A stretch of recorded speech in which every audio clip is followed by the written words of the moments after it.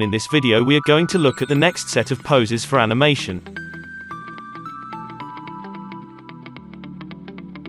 Please see how we try to keep the attitude clear. Please see the video and follow. Don't be afraid to do a messy and very rough drawing. This loose approach makes the gesture even stronger. We can always clean it up after we have done the rough gestures.